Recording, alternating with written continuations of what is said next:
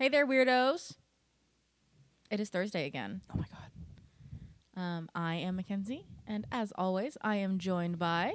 I'm Christopher. And I'm Sarah. And this podcast is for weirdos.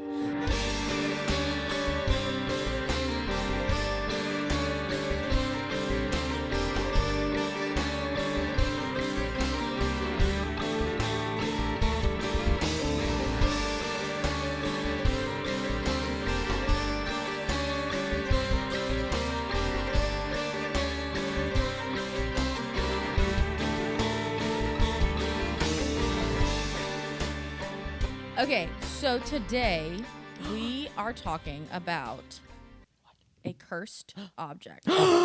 Or, A bunch of cursed objects, right? yeah, allegedly cursed Allegedly objects. cursed, allegedly objects. Well, they're objects.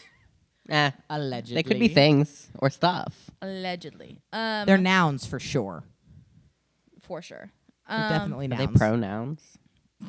No, they're just regular nouns. They're Oh, amateur okay. nouns. Got it. Amateur, yeah. They haven't been paid to be nouns. All right, Amateur. we are talking about the crying boy paintings. Ooh. Tell me what you know about these. You go first. I was there whenever you and I went to go see Yes. the Haunted Objects pod tour. Live. Yes. And Greg had his custom crying boy portrait. And I remember I listened to, I'm not sure if it was their episode on the crying boys, if it was the information that they presented there at the podcast, or if I had listened to Another podcast. probably Lore by Aaron Mankey. Yeah.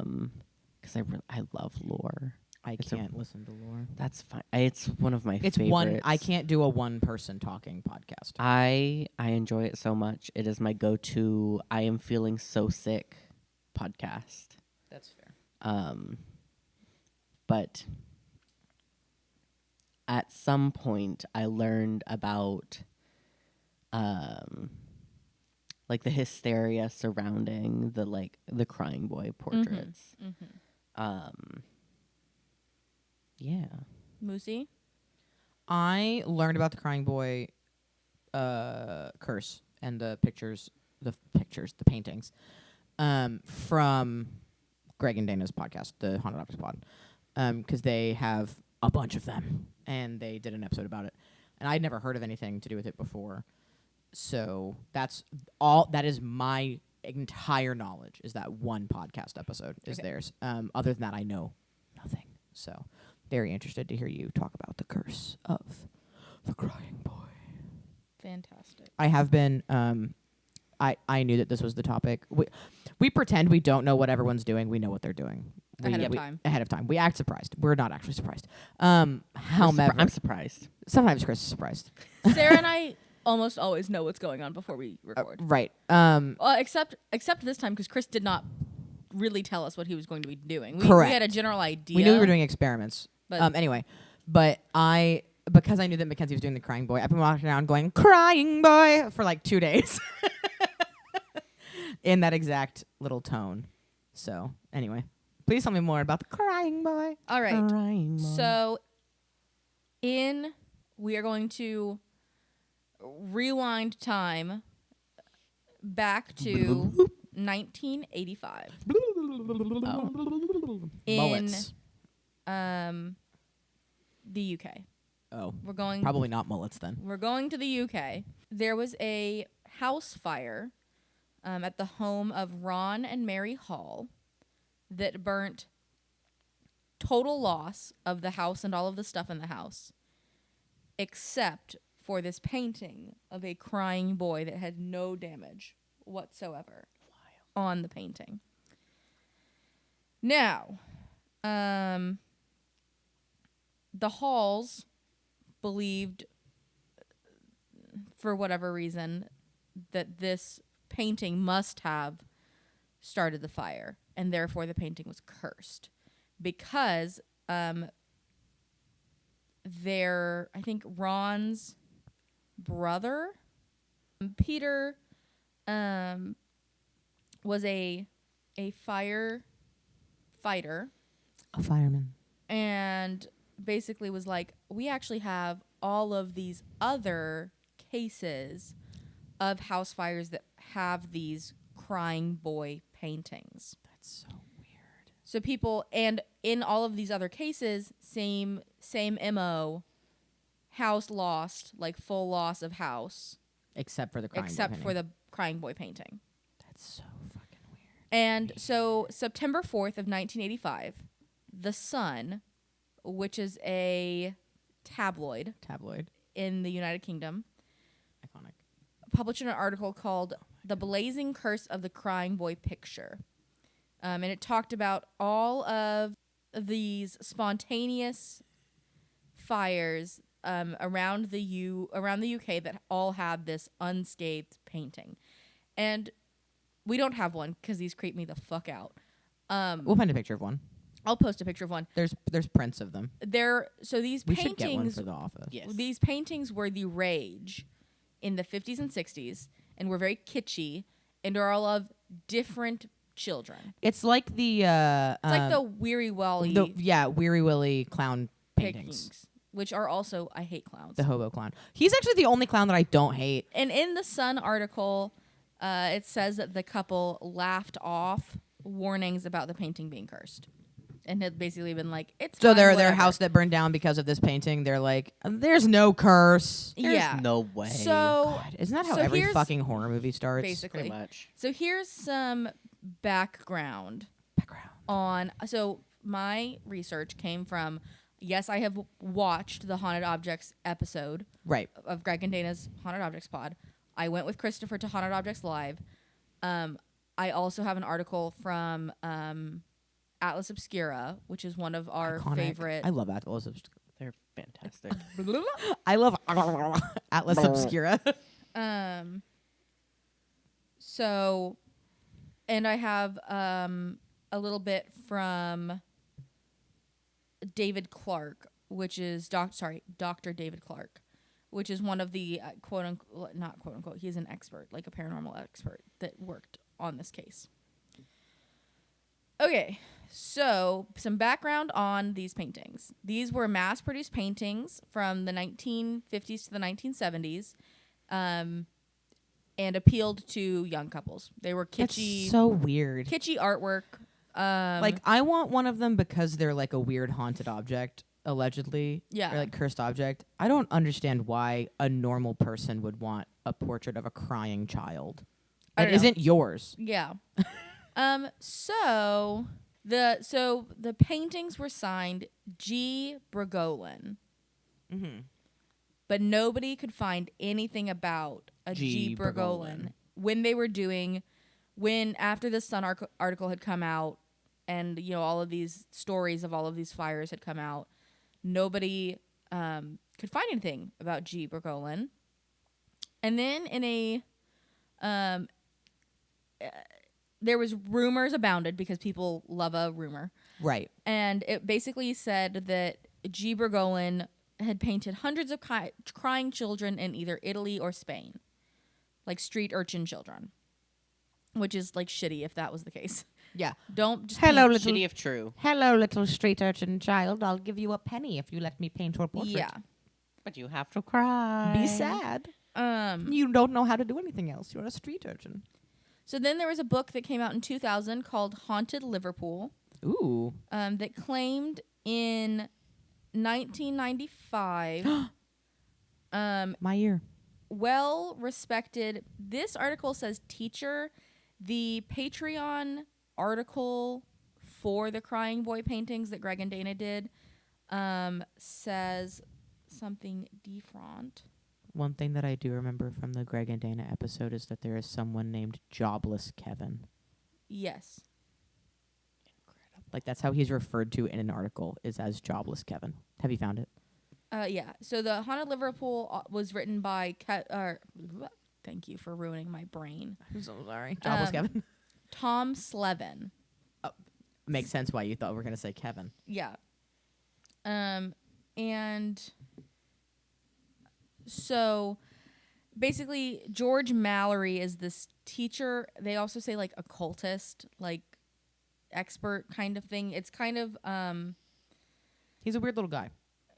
so it says that he's George Mallory. Okay, rewind. David Clark has this very detailed write up of the saga of the Crying Boy paintings. George Mallory was a school teacher, but also a researcher into occult matters. Okay. So they trace G. Bergolin to an artist named Franchot Seville from Madrid. So Spain. So Spain. Seville España. was a pseudonym for a person called Bruno Amadio. So this guy has 3 names. Yes. This artist has 3 names. It's pseudonym on pseudonym. Double pseudonym. Yes. Great. According to Tom from Haunted Liverpool, and the artist told Mallory that the subject of the paintings was a little street urchin he had found wandering around Madrid in 1969. He never spoke and had a very sorrowful look in his eyes. Seville painted the boy, and a Catholic priest identified him as Don Benillo, a child who had run away after seeing his parents die in a blaze. The priest told the artist to have nothing to do with the runaway because wherever he settled, fires of unknown origin would mysteriously break out, the villagers calling him Diablo because of this. Nevertheless, just a boy. The painter ignored the priest's advice and adopted the boy. His portraits sold well, but one day his studio was destroyed by the fire and the artist was ruined. He accused the little boy of arson, and Benillo ran off, naturally in tears, and was never seen again. The story continued. From all over Europe came the reports of the unlucky crying boy paintings causing blazes. Seville was also regarded as a jinx, and no one commissioned him to paint or would even look at his paintings. In 1976, a car exploded into a fireball on the outskirts of Barcelona after crashing into a wall. The victim was charred beyond recognition, but part of the victim's driving license in the glove compartment was only partly burned. The name on the license was one 19-year-old Don Benillo. Oh my gosh. So This is the alleged origin story. this is the alleged origin story. Realize this story doesn't come out until 2000. So Right. prior to that. After the crying boy painting curse has been Yes. popularized. So the Got it. Sun goes ham with Right. like runs Tabloid. because it's a tabloid, and the Sun was in direct competition with the Daily Mail. So they were trying to outsell the Daily Mail. So first we have that original September article about the Halls fire. Then after they had talked to Ron's brother that is a firefighter and found out that there's all these other fires, the Halls say, well, then our painting must be cursed because they probably are banking on this fucking tabloid story, right? Right. They're like, it's money time. So the Sun runs another story called Tears for Fears, the portrait that firemen claimed is cursed. Tears for Fears is such a great article. Which claims that nearly I think there's a 50,000 crying boy paintings were hanging in the homes of people waiting for them to just spontaneously combust. And of course, it sends the general public into a tailspin, right? tizzy. So freaked out. And then the Sun, it says within 3 weeks, the Sun is running a follow-up story about hundreds of calls they have received from people who have experienced the curse for themselves. So some people say that they watched the painting swing side to side. Ooh. Spooky. Claimed that they have bad luck, and some people claimed it may have killed the family members. Remember, a tabloid is running this story. Right. Just to remind everybody of that. As a reminder. So basically, This This- I married a dog boy. this crying boy epidemic has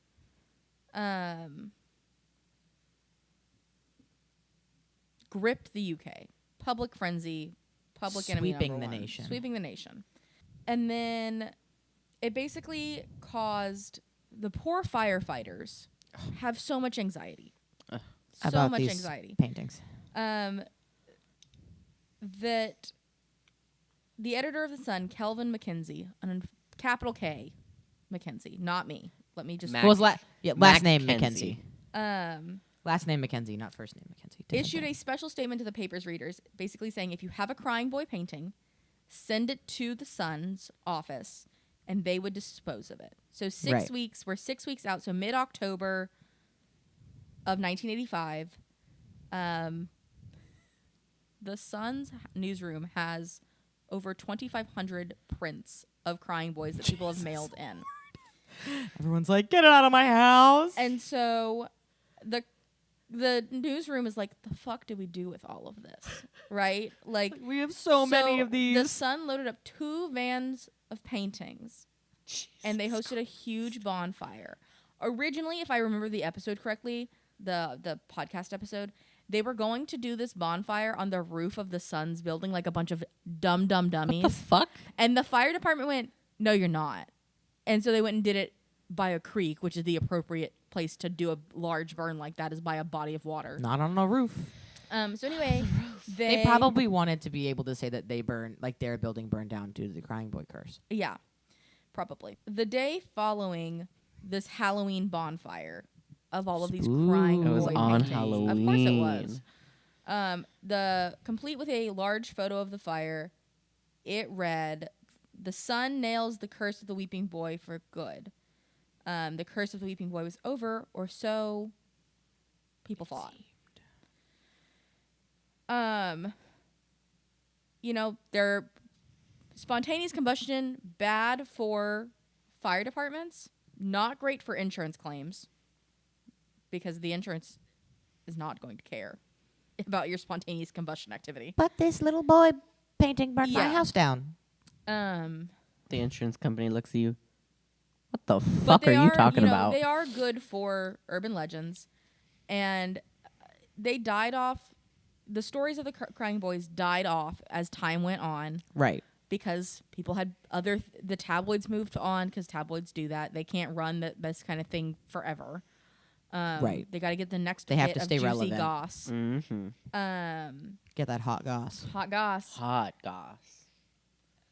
Then comes the mid-90s, 95. The internet catches wind of this decade-old story Gotta about love the the internet. crying boys. Mm-hmm. Crying boy. Crying boy. And then, because it's the 90s, we're talking 90s in the UK, so not 90s America. No, UK 90s. UK 90s. Whole different vibe. Psychics and paranormal investigators and television producers are Lose it. now making bigger deals out of the artwork than they need to be, saying that it could be dead children to demons.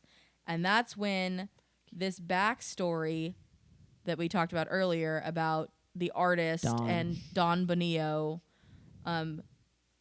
from Haunted Liverpool, that's where that backstory comes from. I love. Is this mid-90s resurgence of this tabloid saga. I love. Jesus Christ. I love we have this weird phenomena that happens. We're gonna make something up for why it's going on. Yeah. Yep. Because then it's like, and then you backpedal and do the research, and you're like, hang on, this story didn't exist until 1990s, Yeah. and the case happened in the 80s. Yeah. So basically, this Fishy. 95 book, or this made up story of the 95, like G. Bergolan artist saga, Yeah. made famous in the 2000 book of Haunted Liverpool. Mm-hmm. Everybody's like, great, we have a reason. Have a story. And it is bullshit. It just is. It's a lie. It's Is a the lie. stuff about the Bunch artist of crap.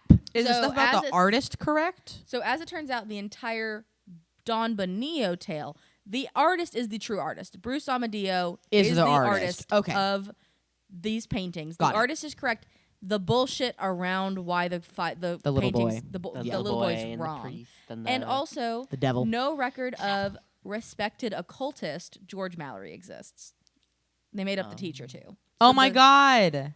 But it sounded decent, and the internet went, hell yeah. Oh yeah. as the internet did. It was the 90s. And even today, people will still recite this bullshit haunted Liverpool story as like fact.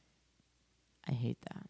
So, I mean, I love that because I do love like an urban legend. Like, I love a legend. David Clark, like I said, he researched who I read the bit from earlier. Yeah. He researched the Crying Boy legend for the Fortean Times. Oh. And it's also on his website. You know, that legend's got big ass holes poked right through it. Yeah. And then Amadeo painted 20 to 30 of these crying boys after World War II, based on the artist's timeline, true art timeline. And then prints were sold in department stores. It's like a TJ Maxx buy. It's the like Highland Cows. It's the Highland Cows at Hobby Lobby? Yeah. Yes. That's what these crying boys were. That's crazy to me. It's the like kids at the beach. But it literally is like a Weary Willy because that was Bed Bath also & the Beyond. thing Yeah. of that era here, and this like was in America. and again sold in department stores. So you're talking about your urban mom going to. Bed Bath and Beyond. Yeah. Stephanie Yeah. going to Bed Bath and Beyond. And then oh there's wait, it was also the 60s, so like there's also another Linda. artist named Anna Zinkizian, ooh. who had a similar series of crying children paintings. She had girls also that were also regarded to be cursed. I think they kind of got like Lumped Lumped in. lumped in. Any picture with a kid crying. Yeah. So Don't- then there's don't apologize. a book called The Martians Have Landed. Ooh. Robert Bartholomew and Benjamin Radford report that many people wrote to other newspapers in regards to the Sun's coverage. And then including one woman who couldn't think of a reason such a lovely picture could suddenly be thought to be jinxed, yet wanted to toss it for safety's sake. And despite skeptic responses, the story held. It was in the public conscious. Right. It wasn't going anywhere. Once it's there, it's hard to get it out. A post on the website of the Committee for Skeptical Inquiry basically states that the Sun added salient details such as Don Benio being abused by Bruce Amadeo, and that the fires could be the curse of revenge on the painter by catching all this, artwork on fire. Again, the Sun was competing with sorry, I was wrong. I said the Daily Mail. It was the Daily Mirror. They're was very close. similar. When the story arose, and then obviously they gained popularity again in the 90s when it kicked back up. Right.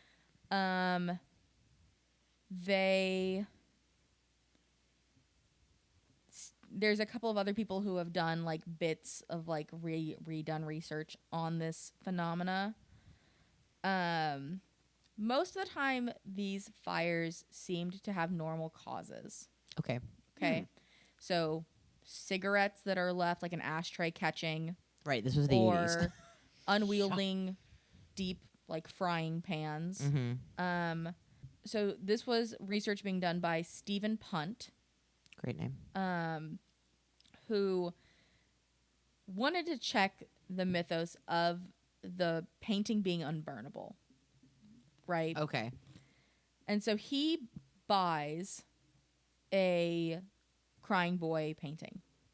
And then he was, for whatever reason, delayed on to his destination, which made him nervous about being like, well, shit, what if it is like cursed? What if it is actually cursed? And then when he tested it by lighting it on fire with Martin Ship, it didn't, besides the like hanging string, it didn't really catch on fire. It didn't really burn. The people think It seems odd to me. it could have been that there's a varnish on it, which would prevent it from really catching. It was also reprinted on press board, like compressed, like plywood board, which press board doesn't burn. It takes a lot for press board to Right. It's not catch like fire. canvas or So- like regular ass wood. Yeah. So press board doesn't burn, which we know it's why people build stuff out of it, because it doesn't really, it takes a lot for it to go. It's harder to catch. And then but if they would have found this out in 1985, nobody would have believed it anyway. Right. Everybody had bought into the Yeah. it's cursed. So, because Calvin Mackenzie, the editor of The Sun, Mm-hmm. basically, and see, this one article says the Daily Mirror, Greg and Dana says the Daily Star, some other daily freaking newspaper in the UK. A daily situation. We're having basically a readership war. So they're trying to one-up each other without... This is also the era where tabloids are becoming a thing. So people Right. are wanting... Like, they're doing everything they can to get these off the ground. Right. And basically, he wanted to stoke up fear. Because with fear Stoked comes... like a fire. Like fire. That was great. It's hard to find original prints of Crying Boys. Partially because the Sun did burn like Keep talking. 3,000 of them in their bonfire situation. Uh-huh. And 90s era's internet fan clubs that popped up about collecting the art. Mm-hmm. Greg and Dana have like 4. So, and then they have the one that the ones they had hand done, The custom ones, Greg. of them. There's one of Greg and one of Dana. Yes. But the one of Greg is the one that went on tour with them. Yes. And then they cursed it. And then they cursed it, but that's a whole different It is a whole different thing. But basically, there's a very reasonable explanation for these paintings. Do I believe they are inherently cursed? I don't. Oh. I think What? you can curse an object. Greg and Dana have done some really cool intentional haunting experiments. So I think you could easily...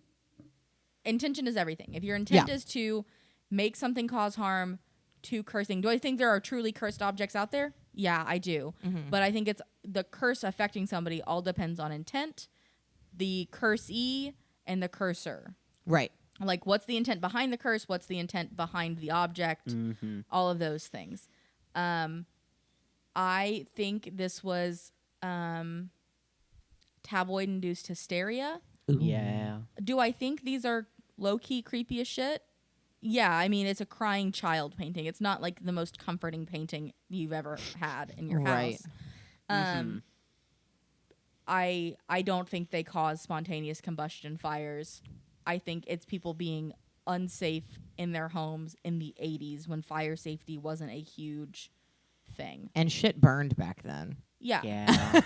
What do you guys think of the Crying Boys? Do you think this is a real curse? Do you think it's a bullshit? Do you think it's a, I don't know? So my thing is, my belief about curses is if somebody believes they're cursed, they are. Yeah. Yes. So if somebody had one of these objects in their house and they believed that it was cursed, Mm-hmm. they were. So they were going to live in fear of their house burning down or something tragic happening. So it makes sense that they got rid of it. I don't think that these paintings are like inherently cursed, like you're saying, but just like we talked about in the Lala Chusa episode, like belief in a thing makes that thing real. Yeah. Yeah. So, which is why Santa's real. Yeah. Yeah. 1,000,000,000%. So many little kids and me believe in him. I still believe in Santa. And my Um, mom tried to tell me Santa wasn't real, and I went, I'm not going to accept your opinion. Enough people believe in Santa. Santa's real. Yeah. Santa's real. So because there was such a big belief in these objects, I do believe that that made them cursed, right? Like you're talking about like the intentional haunting of things. People weren't doing it on purpose, but their intent when interacting with them was this is a cursed object. Yeah. And that made it so. Yeah, I think that no, I don't think that they were haunted. I think that it was a factor of like the string's going to burn first on a painting, like whatever's holding it on the wall is probably going to burn first. And then when it drops, it's probably going to land face down, which is going to create like a pocket of air to keep the painting from burning. I don't necessarily think that the paintings are cursed. I think that people believed they were cursed. Yeah. And that's enough Yeah. to create a curse. How about you, Chris? I agree. There's a lot of, if you like, like you said, if you believe you're cursed, you're cursed. Mhm. That curse just might be poor mental health. But I mean, listen, a spontaneous house fire, if there is something that didn't burn and I've lost everything else that's important to me, I'm getting rid of that thing. I'd be mad at that thing too. yeah. Oh, I would be absolutely pissed. Especially when it's an ugly fucking painting of a kid crying. Yeah. Like, how weird. That's all that made it? That's it? That thing that I bought at Bed Bath & Beyond? Yeah. That's it? That painting I bought at Hobby Lobby? Yeah. At Michael's? At Home Goods? Yeah. Yeah. So, But yeah, I definitely agree. I think it was mass hysteria triggered by the tabloids trying to one-up each other. yeah. I think that's everything you need to know about Crying Boys. Tune in next week to see what other shenanigans we get up to. Have a great week. Thanks for listening. This podcast is for weirdos. Are you a weirdo?